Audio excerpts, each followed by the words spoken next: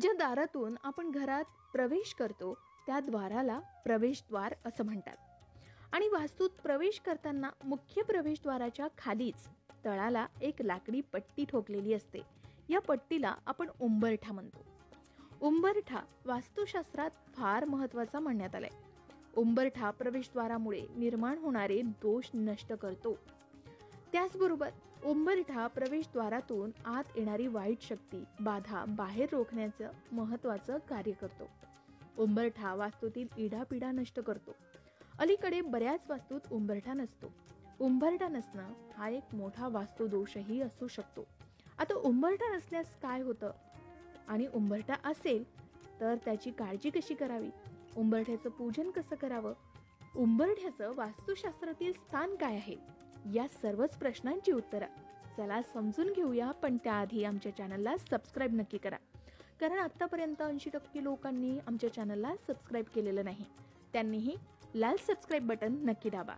वास्तूच्या मुख्य प्रवेशद्वारासमोर कधीही अडगड, अडथळे, अस्वच्छता, घाण, कचरा, चपला, सामान, अनावश्यक वस्तू, रद्दी, स्टँड अशा प्रकारच्या वस्तू चुकूनही असू नये. प्रवेशद्वारात कधीही मोकळेपणा असावा, तिथे स्वच्छता असावी. त्याचबरोबर प्रवेशद्वारातून घरात प्रवेश केल्यावर समोर कोणतेही नकारात्मक चित्र, फ्रेम्स किंवा तस्बिरी नसाव्यात.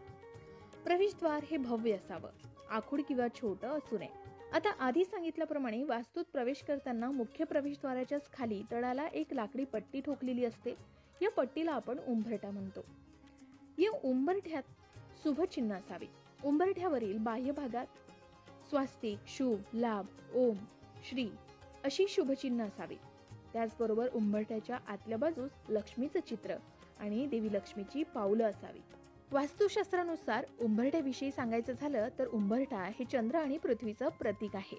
उंबरठ्याचा बाहेरचा भाग सौर ऊर्जेचा, उंबरठ्याच्या आतील भाग चंद्र ऊर्जेचा आणि उंबरठ्याचा मधला भाग हा पृथ्वी ऊर्जेचा आहे असं सांगितलं जातं. आता अनेक जण प्रवेशद्वारावर उंबरठा ठेवत नाही. उंबरठ्यावर लक्ष्मी नृसिंह तर चौकटी बाहेर गणपतीचं स्थान मानण्यात येतं. आता ज्या घराला उंबरठा नसते त्यांना काही समस्या निर्माण होऊ शकतात.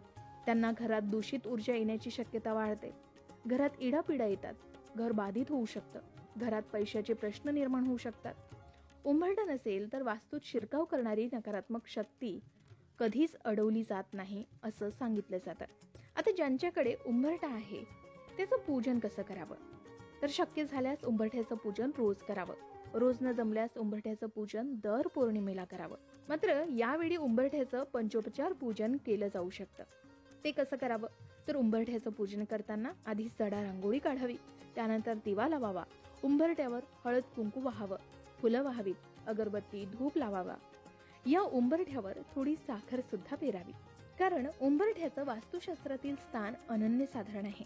उंबरठा शुद्ध वास्तूसाठी आवश्यक मानला जातो. उंबरठा वास्तूतील लोकांना आर्थिक स्थैर्य देतो. उन्नतीकरिता उंबरठा आवश्यक मानला गेलाय.